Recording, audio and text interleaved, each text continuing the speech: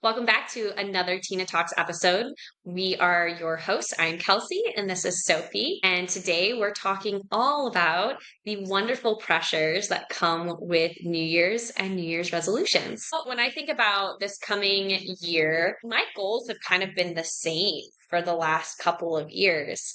It's always just an iteration of what I've already been working on, right? Like personally, I want to continue to do more with my fitness. I did fall out of my fitness a little bit this year, but I'm now like back into it and I've started to get into weightlifting. And so I really want to like hone that skill and get more comfortable with that.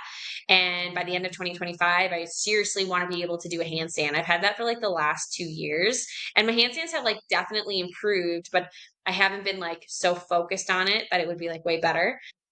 I've got intentions around my fitness, and then my other intentions are just around my business and like where I want to see TINAH go and where I want to see my personal business go and kind of just like enjoying my life and building my life in Chicago. I'm still doing, obviously, as you know, quite a bit of traveling, but I want to be more mindful and strategic in how I'm traveling because it's very different than how I've been doing it the last 7 years with like living in other countries. So yeah, so it's I would say more like for me, it's been more intentions that I just continually like look at, okay, what did I improve? Great. Now what didn't I improve and what can do to further that along? How about you? I like the word intentions because that's something I really want to like talk about in this episode today because I feel like we put so much pressure on the word like resolution or goals, whereas I really like the word intention because it feels a little bit softer. And I guess my intentions, and I'll talk about my views on this, but I don't necessarily feel like it's for the new year. It's just in life. My intention at this moment in time in my life is to kind of reconfigure the way that I am living and working because at the moment I've been living nomadically for the past 3 years. I love that. Still want to be nomadic. Definitely don't see myself living back in the UK anytime soon, if ever. But I do feel like I want a base in some way. I don't think I'll be at that base 100% of the time. I don't think that's something that is ever going to be a me thing, honestly, because I have literally been traveling now for 10 years and I haven't actually been anywhere for more than about 2 years. So in that time, and I feel like after about a period of time, I do get a bit of an itch to go somewhere and do something else. But at the same time, within that 10 years, I've always had a base, right? I've always had a home, I've always had somewhere to live. Whereas I've just sold that home.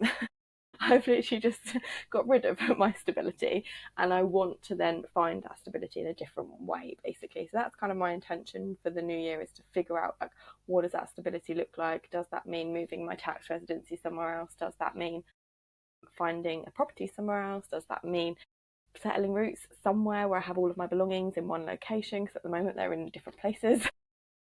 But yeah, that would be my kind of like intention, not necessarily, like I say, for the new year, but in general in my life at this moment in time. And I think there's a reason why New Year's resolutions don't work, right? Like we all go into this new year thinking, new year, new me, I'm going to like be new and improved this year. I'm going to change the X, Y, Z about myself. And we can set all of these resolutions, as so we call them. I would prefer to call them intentions, but so often we set things that are super unrealistic, and that then leads to so many additional complications like stress, burnout, feelings of inadequacy when we don't actually achieve them. Because 9 out of 10 times, I remember when I was a bit younger in my early 20s, and I didn't really understand about like goal setting or mental health or any of that, and every January I'd go in and be like, right, I'm going to go to the gym 7 days a week, oh, I'm going to eat so healthy, like, and then by the end of January, am I fuck doing any of those things? Like, I can't keep up because I've set really unrealistic expectations, and then that has a really negative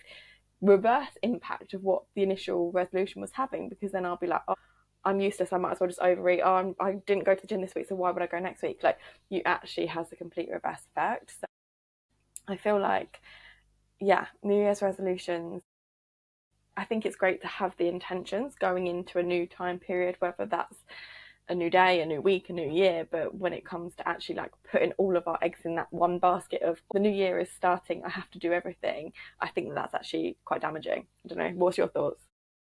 Yeah, no, you're preaching to the choir here. I mean, I really like what you say in terms like, right, whether it's a new year, new month, new day, new week. It doesn't matter. We always have the choice to make different decisions from what we did a day ago to an hour ago. I can choose to do things differently. And I think when it comes to looking at like New Year's resolutions, I like to look at things as like, I am a continual work in progress, right? I'm a work in progress the entire year. So I guess I should have said when I was talking about my intentions, for me, these intentions, I'm working on them right now. I'm not waiting. I'm not waiting until New Year's to like make changes or do things. Like I said, I had fallen out of my fitness routine at the beginning of this year and I've just gotten back into it in like the last 2 months. And right, I'm traveling right now and made sure I brought my travel mat and I'm like doing yoga and I'm working out at least every other day. Like I'm back on it being a commitment that's important to me. I'm not going to wait until New Year's to do that because I know how fitness like affects my mental health. It helps with my anxiety, right? So I think what you're talking about is the importance of if there are things that we want to change and we want to work on, that's the first step is recognizing and being aware and then deciding to implement those into your life. And the way that we successfully do that is in small progressive steps. You kind of mentioned the whole like, yeah, I'm going to go to the gym 7 days a week, right? Because that's with that New Year's resolution, it's like, oh, this is the one time a year that I get to make a change. And so now I'm going to go balls to the wall and I'm going to do that. And in psychology, we call that all or nothing thinking. And it's a negative feedback loop because what happens when you miss a day, then you're really hard on yourself and you're like, oh well, I messed up and I guess I messed like it's all gone to shit. I can't do any of it. And so might as well not go tomorrow. I've like already broken the cycle. And we go down this negative thought pattern because we didn't achieve what we set out to achieve, but what we set to achieve was really, really unrealistic. So yeah, I'm with you on all of this.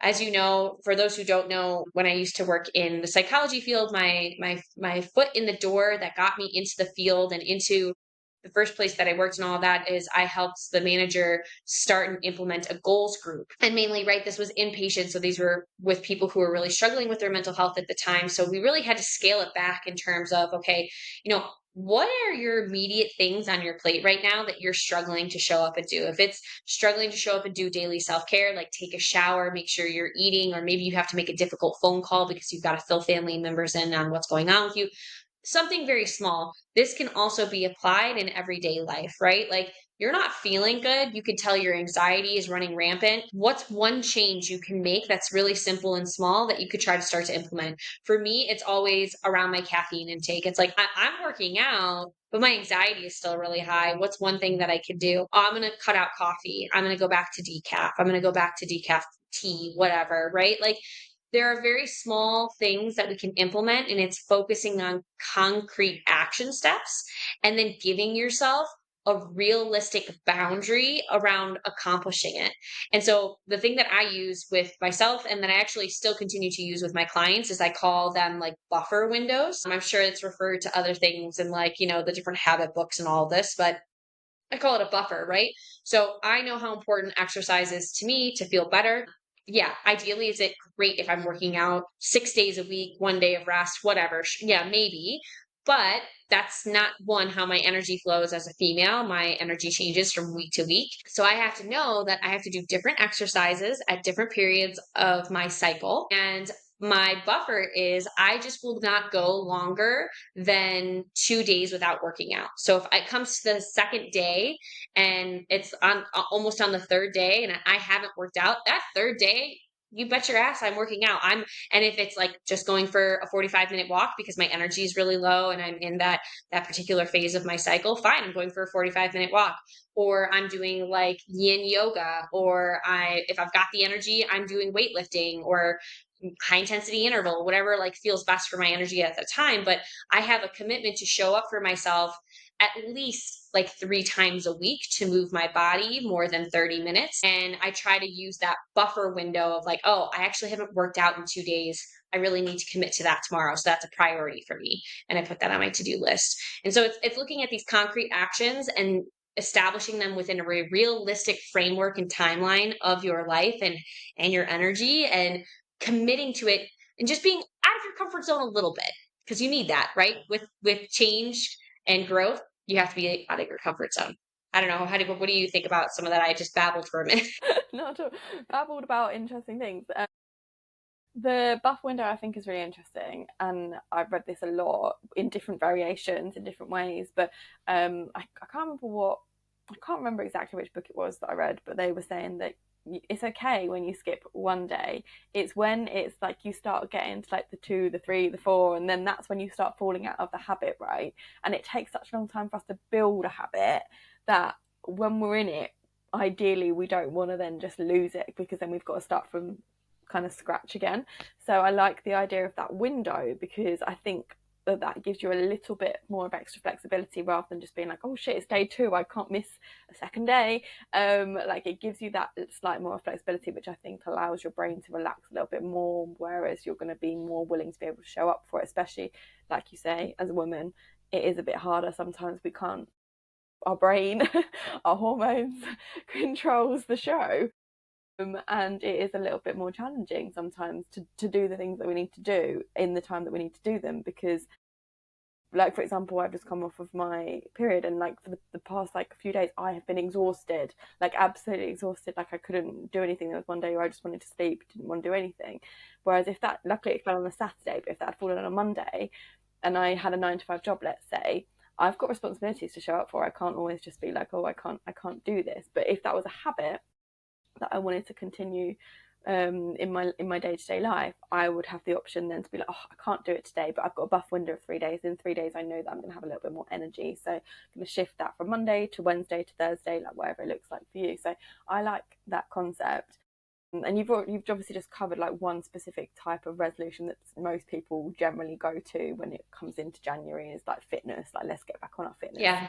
schedule. That's obviously like the go-to. Let's get back in the gym. I always remember when I used to be a member of the gym here in the UK, you go in on the 1st of January, for example, and it's like, maybe not the first because people are hungover, the 2nd of January, and it's rammed. And you're just like, Yeah. oh my God, I've been going to this gym for years. And suddenly there's all these newbies that have just decided to come to the gym. But I know that in 3 weeks' time, it's not going to be anywhere near as busy, because half of them are going to have dropped off. So I always think that that's a really interesting one, because it's not like the gym isn't there the rest of the year, do you know? Like the gym is always Yeah. there.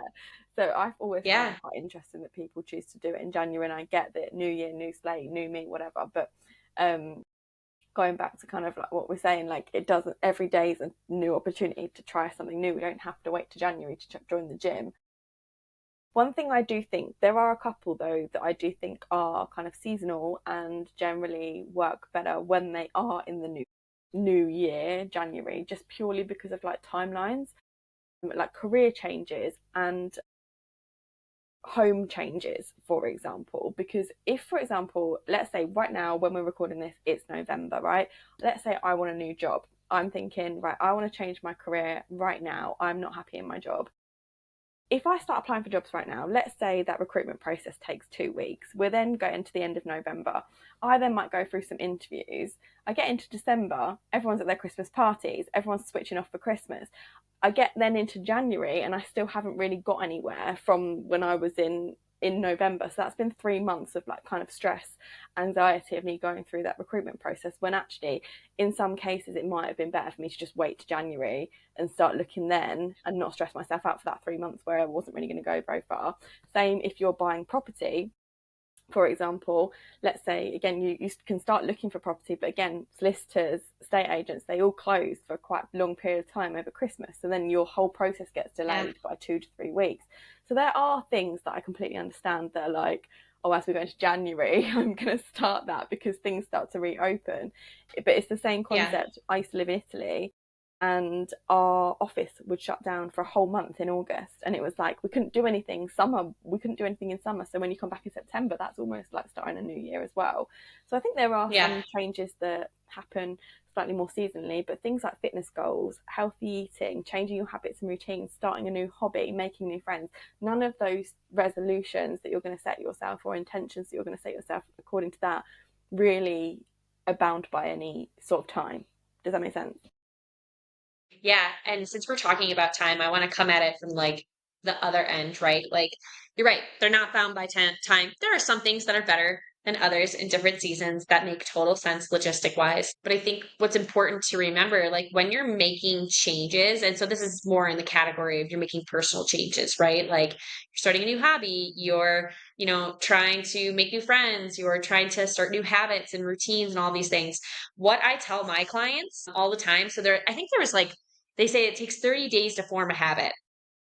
I'm going to tell you guys that that is complete bullshit. That is not accurate. It takes, from the moment that you're aware that you want to make a change about something, it takes 30 days of trial and error, of trying, like, do I like this? Or, okay, the easiest thing is, let's just say fitness. We'll go back to fitness because that's an easy one to start working out. And the first week I'm like, okay, I'm going to work out. I'm going to work out before I go to work every morning or whatever it is I'm doing. And then you try to do it throughout the week, but things keep popping up. You didn't sleep really well, or then you're too tired, or you're like rushing to work, whatever it is. And so at the end of that first week, you're like, okay, maybe in the morning is not a good time for me to be doing exercise. Maybe I can try it during lunchtime, or maybe I can try it like right after work. And it's a lot of trial and error and looking at what are the personal roadblocks that come up, or the things that you like and dislike about the entire process, and fine tuning that. That happens within 30 days. The next 30 days, once you figure that out, is you trying to be consistent and honing in on that habit. And so the habit forms technically within 60 days. And then within 90 days, an additional 30 days of you consistently showing up and doing that habit, now it's a part of your lifestyle.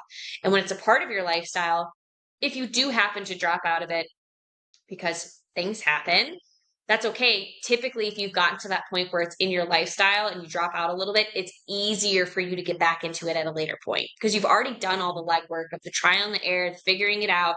You've shown up consistently. You've seen some results for yourself. You've felt the benefits of it, and then you got it into your life. And so I think when you look at things time wise, right? Like you could start whatever you want. You can do it in March, you can do it in November, you can do it whenever, but no, it's going to take a little bit of time and effort and energy to make that a part of your life.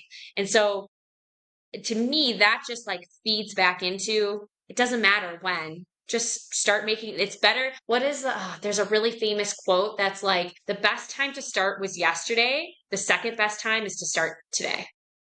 Yeah. On that note, I really want to share like something that I've been reading because I've been reading The Power of Now. Yeah. Yeah. It's a Yeah. book, but like I just want to like share this quote in there because it's all about like the delusion of time basically.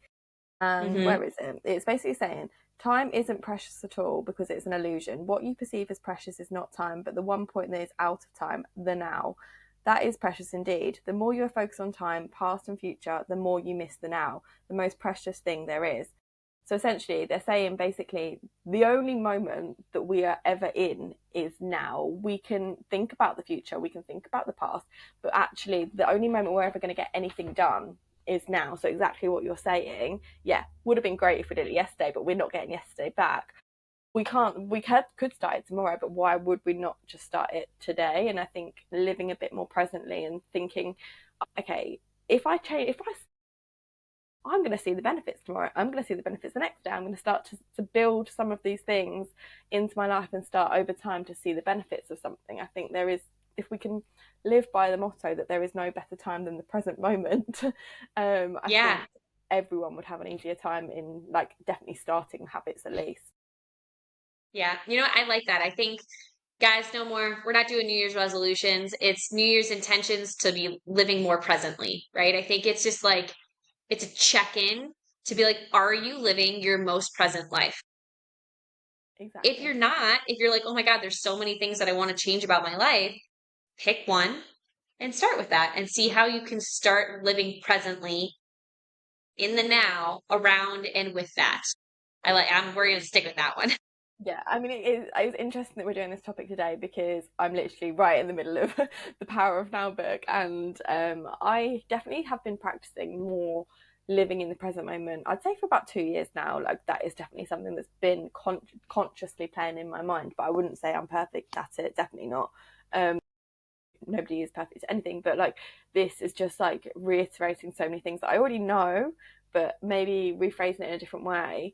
So it's interesting. And one thing that when I was doing a bit of research on this subject for us to talk about this topic, I did a bit of research on like where the bloody hell did New Year's resolutions come from.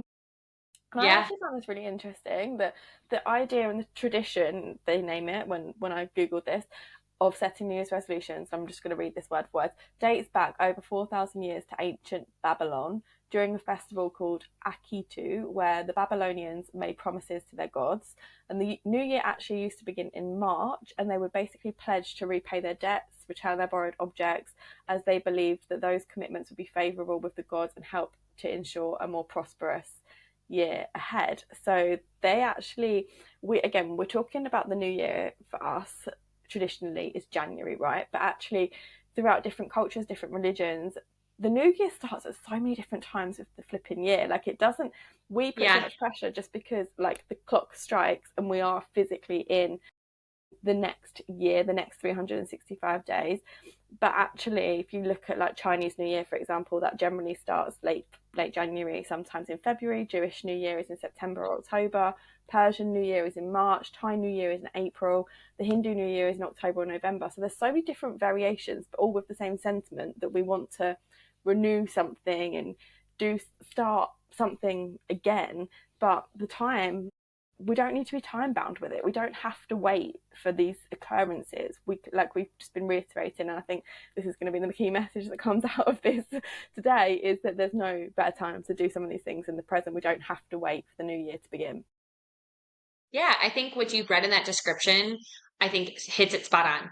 It's a time to honor your commitments. So it doesn't matter if the new year is in January, February, March, April, May, June, whenever it is that you're taking a moment to like look at like how are you living presently in your life and what do you need to be doing to better honor the commitments in your life so that you can be living more purposely, living more fully, and you could be thriving, that's what you want to be looking at. And you're right, time doesn't matter. It's an illusion. It is an illusion, and it's almost like a bit of a myth, isn't it? That we put so much Yeah, it's a pressure bit on of a myth. ourselves. And I think, sorry. Yeah, we put so No, much pressure on ourselves. And I was just gonna say, I think like what's made it worse now, for sure, 100% social media, right? Like there's I mean, because it's part of our culture, like, oh, New Year's, like new year, new me, new this. And I think that like a lot of people put stuff out there. And I think that it's a great reminder to, take a moment to reflect and like, what are your intentions and what sort of commitments do you need to be honoring? But it shouldn't just be happening one time a year. It should be happening, frequently, once a month, checking in with yourself, right? Like, we only got this one life to live, as far as I know, and I want to make the most of it. So, like, how can we do that? And it's unfortunate because I think there's this pressure from social media that you see people who are like doing all these things and achieving all this. And you're like, oh, it makes you feel behind. Like you're not doing what you're supposed to. And it sucks. yeah. Well, how about our New Year's resolution is to stop believing what we're seeing at the same time, because it also like 80% of what we see online and on social media is completely fake. Like pretty much everything on social media these days, we are being sold to, we are being marketed to, and I could do a whole conversation about this because it drives me absolutely mad. Like the amount of things that you see online that are not actually as they seem, but we get buying into these stories or these false narratives. It drives me crazy. And I think, yeah, that is a massive part to do with the pressure that we put on ourselves because we think, yeah, we're behind. We don't have what this person has. Oh my God, but I could go and achieve this. And it just brings us like so many different unrealistic expectations of ourselves, and ultimately we're only ever let down by our own expectations, right? So that's when we start to quit or fail on our resolutions or goals or intentions after month one, because we put so much pressure on that. And some of the reasons generally why people do quit after the end of January, let's say, is that one, we've already spoken about it, they set overly ambitious goals. So they're simply just too big, too drastic. The change is so great. Like that's, for example, like I might say to myself, I'm going to lose 2 stone in a month. Okay, that's just a random number. But is that actually achievable? Is that actually a realistic thing that I can achieve? Or I'm going to read 5 books in January.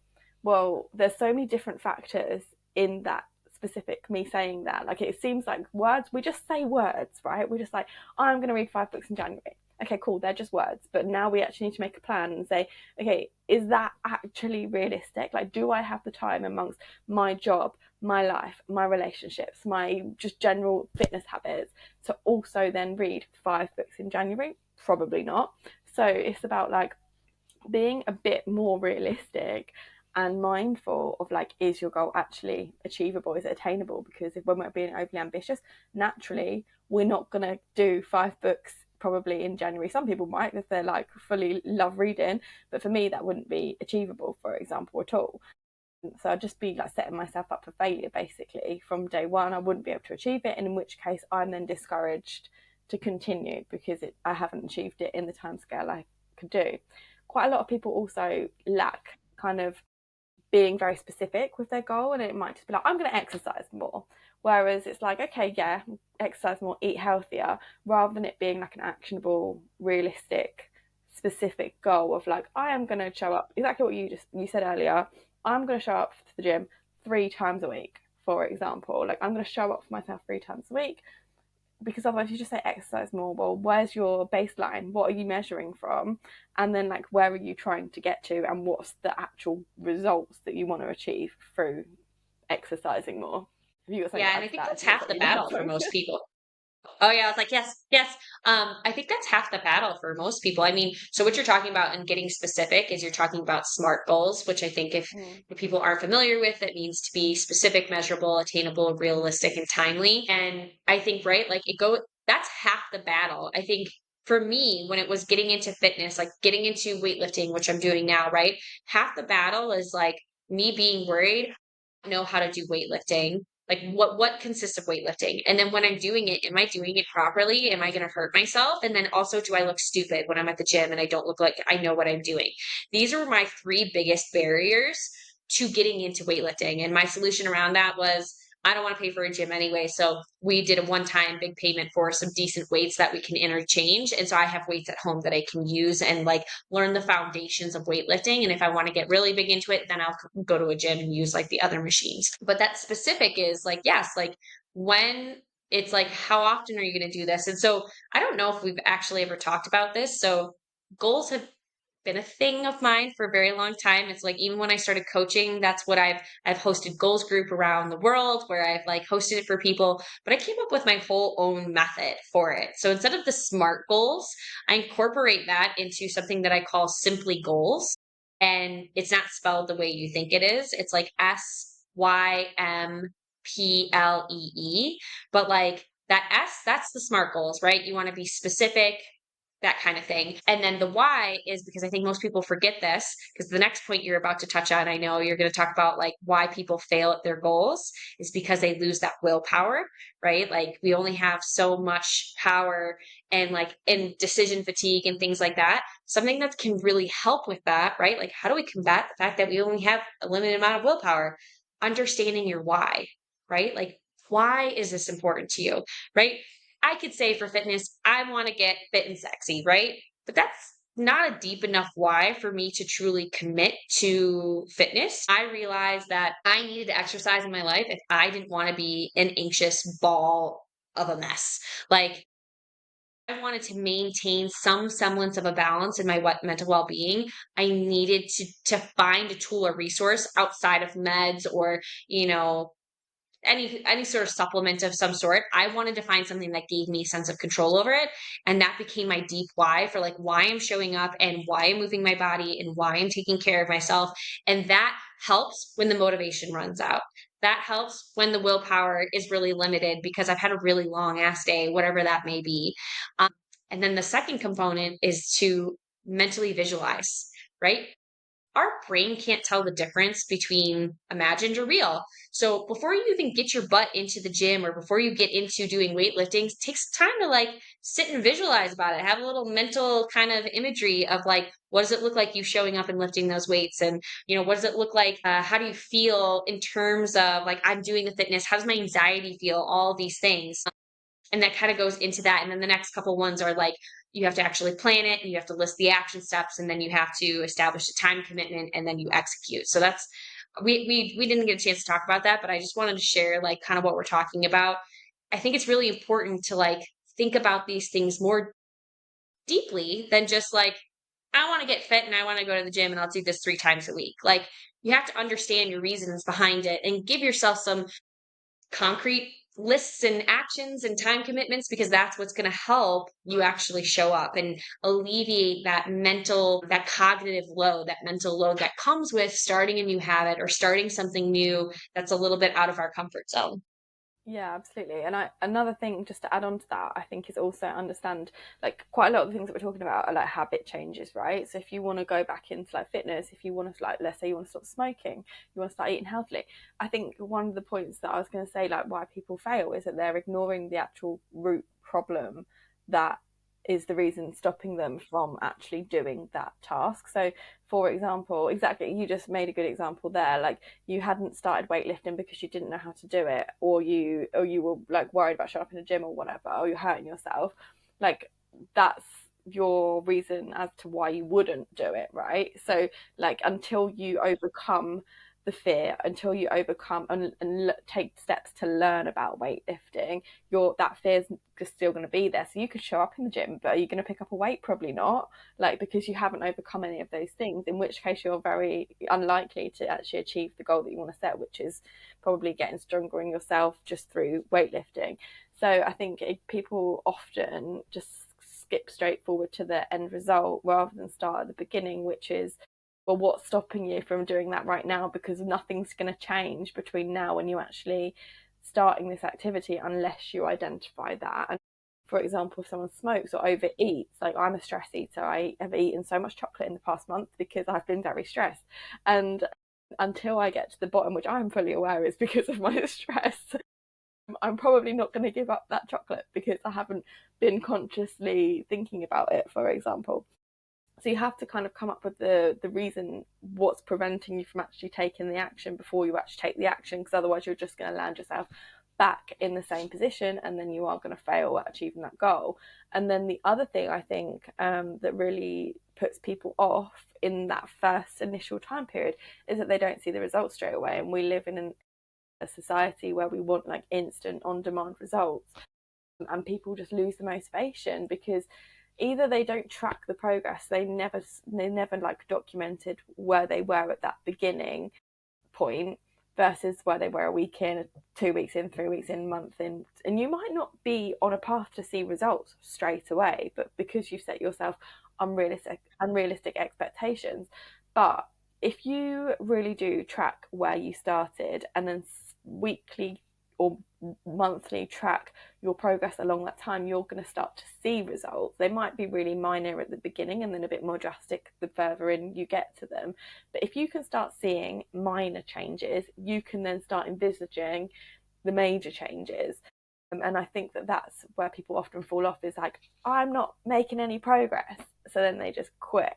And that is, I've seen that so much. Like I do mentoring quite a lot for e-commerce business owners, and I see it so often where people like have this amazing idea and they're like, yeah, gonna go all in, and then it gets hard and then they don't see the progress and then they just quit because it just doesn't, they don't have the emotional resilience to be able to keep kind of going with it, and they haven't seen the progress, they get demotivated, they get lost.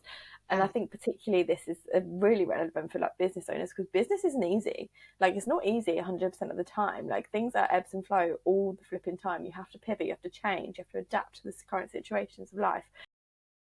And it could be so easy, particularly when you've got shitloads going on, to just be like, I quit, I don't want to do it anymore, I give up, I'm not seeing the progress. But actually, if you look back at where you started, where you came from, and look at where you are now, I can almost guarantee you like there was progress. It's just that we lose sight of it because it doesn't match up with Yeah. our own personal expectations of what we think we can achieve. We're not superhuman at the end of the day. Like nobody can achieve anything overnight, and actually nothing worth having comes overnight. So I think we have to remember that we're in it for the long haul, not just an overnight win. Yeah. No, I like that you bring up like tracking that progress, because I think, right, it one, to be able to see like, how am I feeling? So for me, if I'm with fitness, it would be like, how's my anxiety on a day-to-day basis? Am I seeing improvement, kind of thing? But also tracking, one, gives us a little dopamine win. Today I worked out, check.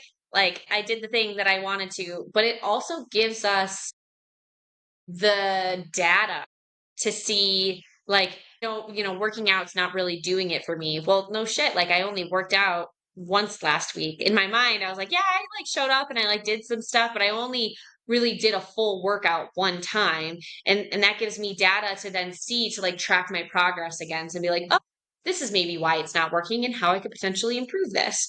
Right. So there's a lot of moving parts to having intentions of like changes in behavior and things that we want to do.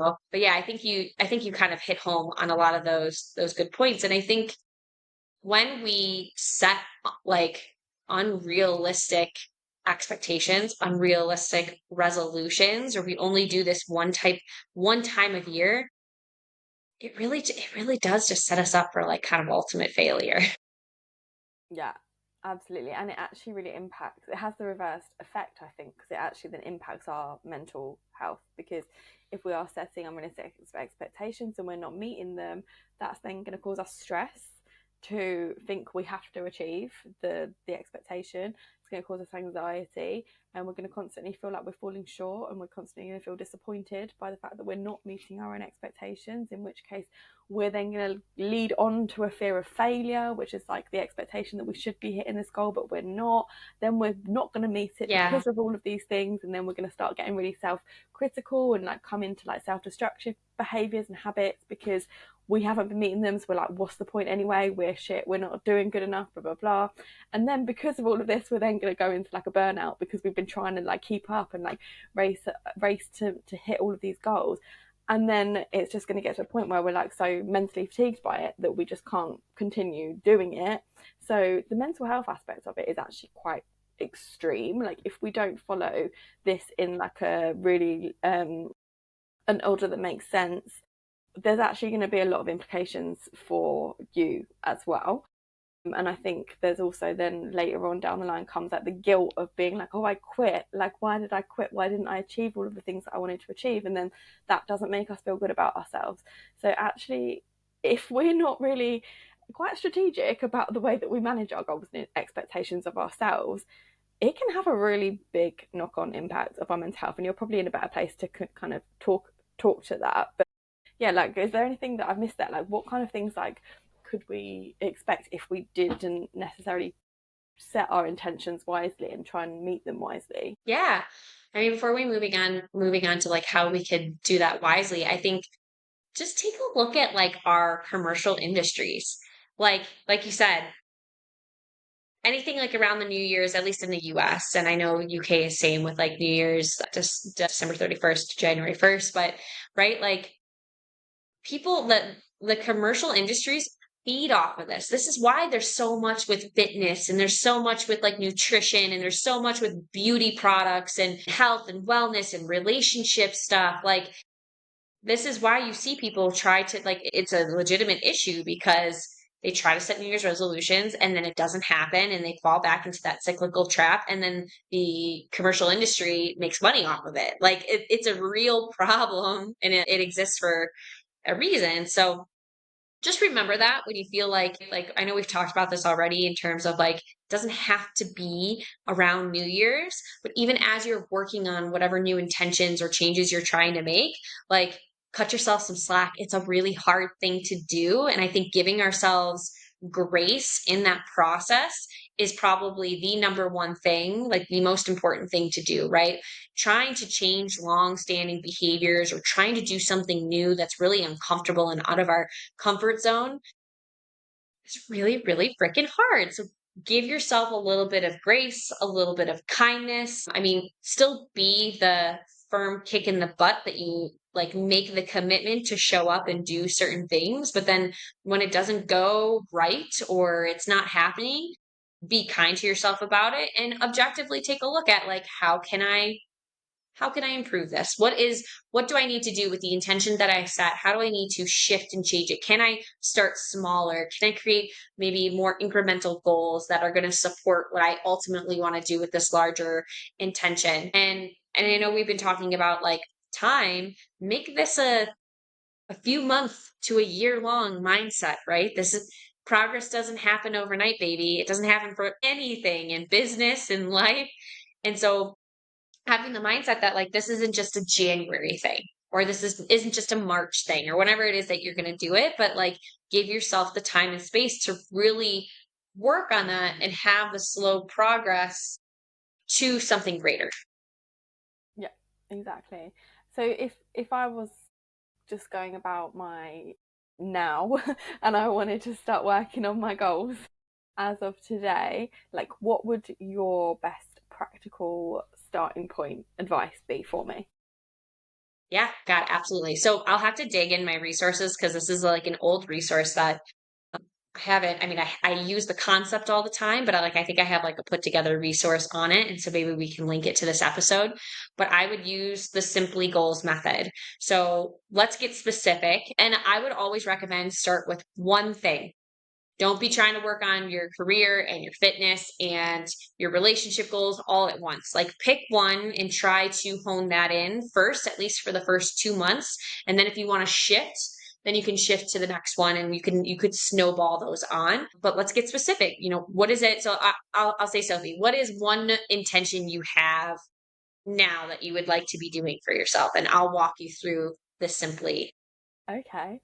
What is one intention that I have for myself? Okay, right. So I am pivoting my business and I really want to pivot it in a new direction. So I need to go through the process. I want to go through the process of setting it up in a slightly different way so that it is set up ready for whenever I decide to start marketing it in this new way. The back end is ready to go, basically. Okay. So you're basically launching kind of a new version of your business. Exactly. Yeah. So that's pretty specific. Why do you want to do this? So we're on the why part of the simply goal. Why is this important to you? Because I haven't necessarily been happy running, not TINAH, this is my other business, I haven't necessarily been happy running my business the past year. And it felt like it was stagnating. I felt like I wasn't making progress. And this new model that I want to pivot it into is way more aligned with me as a person and the message that I want to put out to the world rather than the old messaging that I was putting out. Okay. Okay. So you're talking a lot about of like what you don't want. What is it that you would want? Like, because that will only get you so far. Why is it important to you to accomplish this? Because I want to live more authentically in the way that I want to run my business. I want it to be more authentic to the way that I live, which is kind of essentially living a life outside of the 9 to 5, living a little bit alternatively, not within that white picket fence life, and inspiring more people to do that, like to live the dreams, live a life they love, doing something they love, basically. I felt like I wasn't living authentically to that, doing the thing that I was doing previously. So I want to pivot back into the thing that I do love doing so I can live more authentically and then help other people do that as well. Yeah, that's great. I'm going to be a little stickler here. And so for anyone who's in this part, this is a really significant part. So I would dig deeper. We don't have to do this on the call, but like I would say to Sophie, like, so what do you mean by living authentically? Like, what does that help you? What does that do in terms of helping your mental health, in terms of helping your relationships, in terms of helping, right? Like I would go deeper into that of like, and I know for you, like having that ability to be nomadic and move around and be in sunshine and beaches is really good for your mental health. I know that's like a big sticking point for you. So that would be part of your like deeper why. And so I would say go deep into that why as much as you possibly can. Yeah. And then the next part would be, do you have any questions about that? No, no, no. I already kind of knew that you were going to kind of come back with that. Not because you're predictable, You because know me I've too already well. done bits of this work through other programs. But I think just touching on like that in a little bit deeper is that like I've delved quite deep into like what things that I would say are authentic about myself, and one of those is freedom. So like all my whole lifestyle revolves around like me being a little bit more free and being more flexible. So I think part of that would come down to that specifically. Yeah, absolutely. Love that. And so then the next part would be to mentally visualize. And what I typically would encourage someone to do and how I drop myself into a visualization is I'll sit and I'll do just some deep belly breathing for like a minute.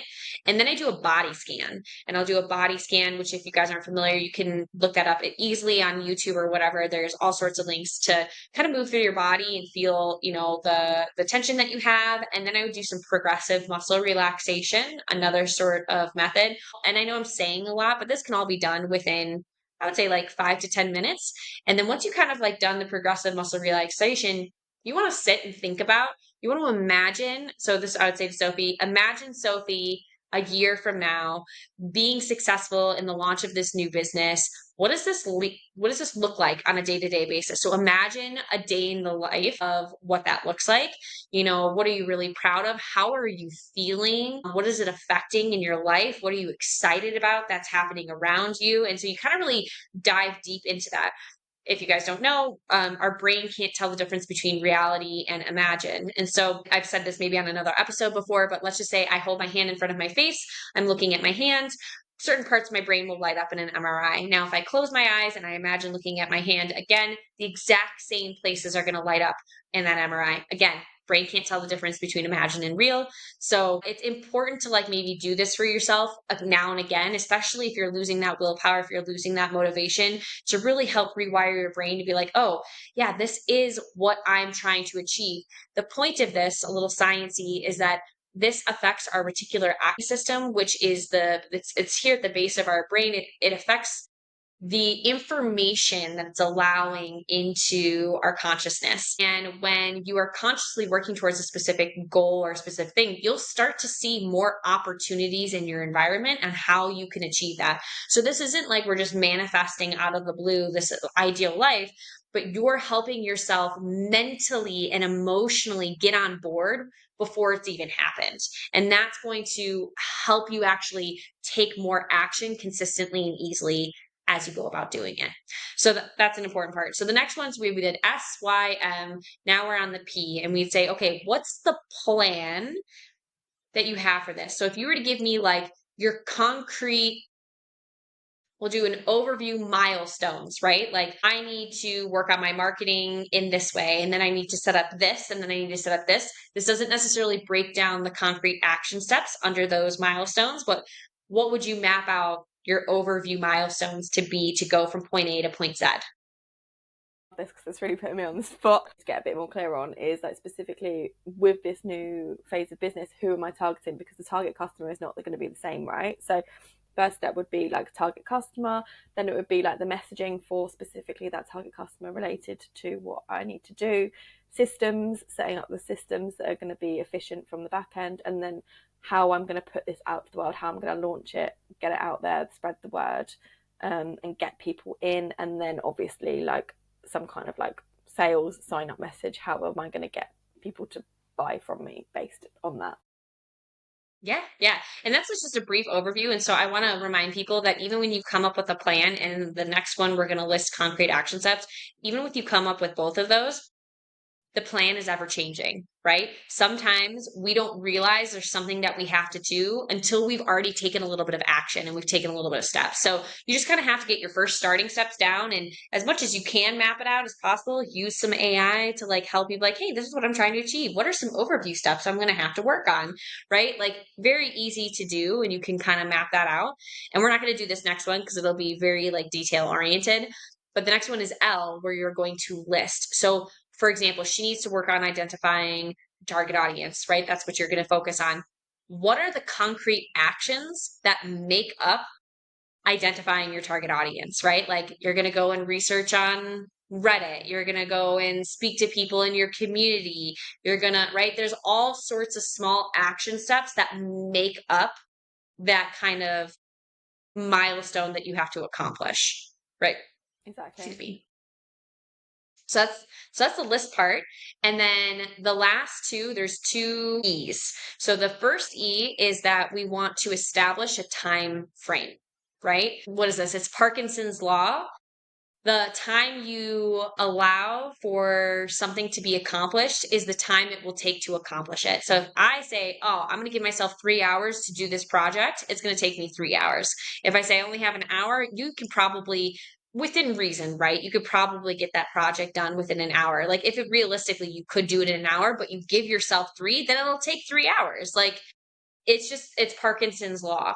And so we want to give kind of a time frame for each of those milestones, right? Like I want to give myself a week to accomplish identifying my target audience.